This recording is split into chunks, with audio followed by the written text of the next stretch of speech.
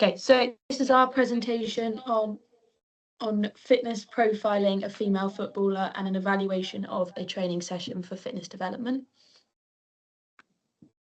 So what is football? Football is a team sport involving two teams, each consisting of 11 players with the objective of kicking the ball into the opposing team's goal to score a point. Football involves intermittent efforts at varying intensities and durations, necessitating players to engage in high-intensity running, accelerations and decelerations, and that's from Chainuk et al. 2025. These indicators So key physiological indicators are GPS movement data, heart rate, VO2 max, and blood lactate. And these indicators are used to inform training performances and recovery strategies from Colt 2010. And then the main physiological requirements are aerobic endurance, anaerobic endurance, speed, and agility. And that was from Akaleverin, Sahan, and Ketin Ozodjagan in 2025. So the physiology of football. In order to meet the requirements of the game, repeated accelerations, change direction, and maximal jumps, players needed a strong aerobic system, Chainuk et al. 2025. Mean oxygen uptake during competition is typically around 70 to 80% of maximal oxygen uptake. Mean heart rate remains elevated at approximately 80 to 90% of maximal heart rate throughout a match, and this suggests oxygen utilization is more of a crucial factor than oxygen delivery, and that's from Rampini et al. 2007.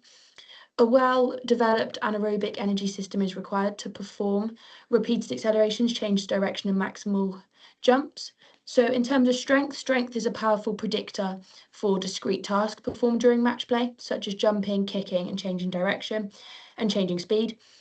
Increasing maximal lower body strength has been shown to be positively correlated to improve sprint and acceleration performance, and that's from Yu et al. 2021. In terms of anaerobic power, this is necessary for the rapid force production required for jumping or performing maximal accelerations, Kula et al. 2018. In order to look at the sprint performance for our female football participant, we tested her speed over 30 metres using 4 timing gates placed at the start, 10 metres, 20 metres and 30 metres. This setup allowed us to capture not only her total sprint time, but also her sprint time across each 10-metre segments. She completed 6 trials and her average 30-metre sprint time was 5.281 seconds. When we compare this to the group average of 4.64 seconds, she's slightly slower overall. However, her 10-metre split was 1.76 seconds. This was faster than the overall group average of 1.87 seconds. This therefore tells us that she has a stronger initial burst and good acceleration. This is a key insight for a female footballer, as in football there is needed short explosive movement, and this is more common than long distance sprinting. So while she may not maintain top speed over 30 meters, her quick reaction and acceleration over the first 10 meters are the main strengths and needed to build in football.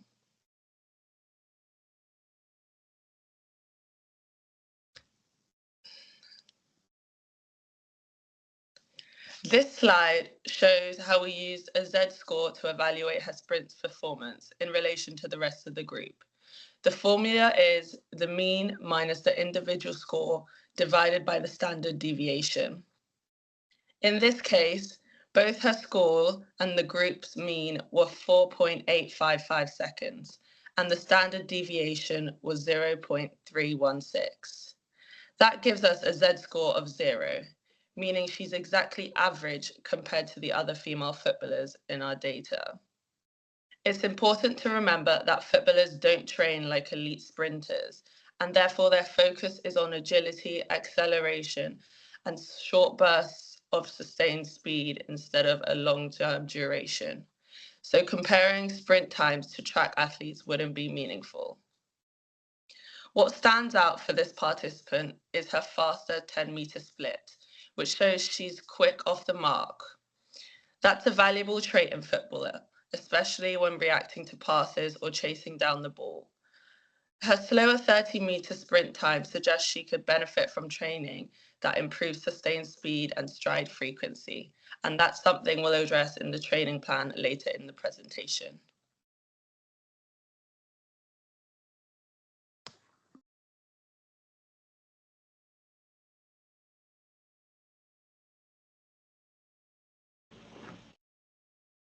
So next we created a training block with the rationale that the speed of 30 metres is crucial for acceleration, defensive recoveries and counter-attacks. Football sprints usually are under 30 metres, involving repeated accelerations with short recoveries. Ford et al. 2012 found that 96% of football sprints are under 30 metres in match play, so when creating a training session, it'll be considered to try hit maximal speed in shorter distances. Rumpf et al. 2016 also identified training interventions improving acceleration mechanics and neuromuscular power yields sprint gains. So to start off with, we did a warm-up, which was around 15 minutes. This included dynamic mobility for hip flexors, hamstring and glutes, which also ended with 3 times 20 meters progressive sprints to prepare the body for a sprint block. So this included 60%, 80% and 100%, which was to raise body temperature and heart rate to reduce injury and activate prime movers into block 1 and block 2.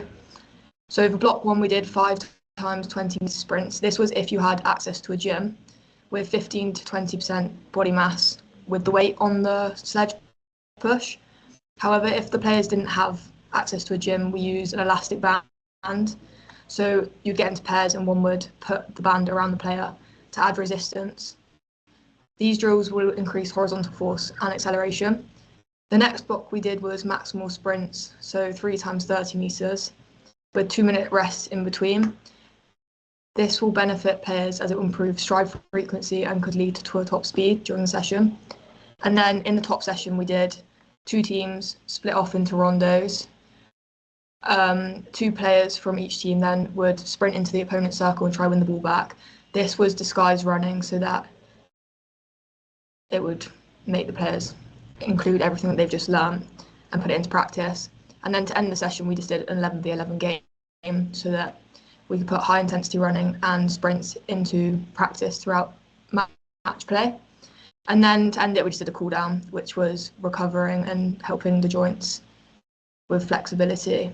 So this included light jog, stretches, and stuff like that.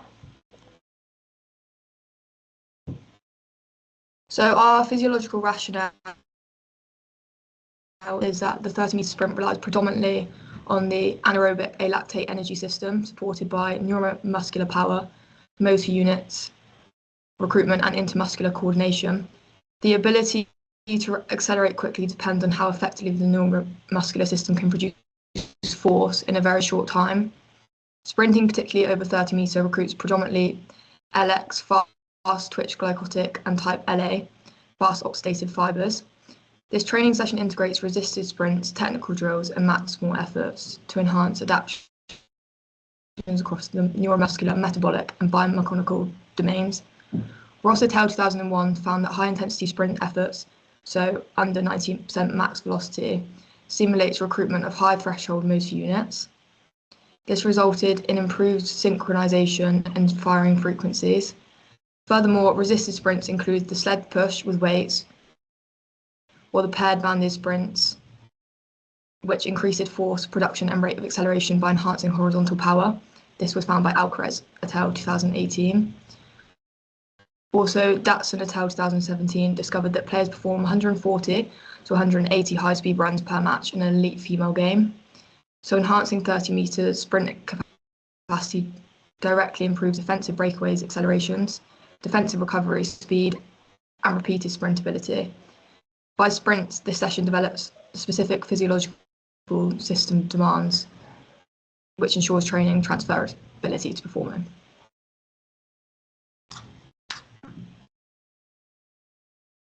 So for our player profile, the sex of the athlete that we used was female. She was 20 and her main sport is football. As a group, we tested our participant through 30 meter sprint gates, The 30-metre sprint test is designed to assess linear speed, acceleration, and neuromuscular power, primarily using the ATP-PC energy system. We used the VALD performance speed gates to carry this out, and we marked out the 0, 10 metre, 20 metre, and 30 metres, with the gates capturing acceleration and maximal speed splits. We recorded 6 trials, taking the best time as the performance measure. The data collected showed our participant running through the 10-metre gate at 1 second and 0.92, which is evaluation is an average acceleration, but still room for improvement. The 30-metre gate was 4.74 seconds, which is close to elite threshold. Our participant's sprint profile indicates solid maximal speed, but slightly slower acceleration phase in the first 10 metres. This suggests their neuromuscular power and rate of force development could be improved. Our sprint session that we had produced will improve horizontal force and acceleration within block 1, which is needed for our participant to react quicker. In a game of football, quick accelerations could make all the difference when overturning possession or even scoring a goal. The design sprint training session appropriately targets her acceleration deficit, and effectiveness can be validated through pre-post timing and physiological markers. Those are our references, and thank you.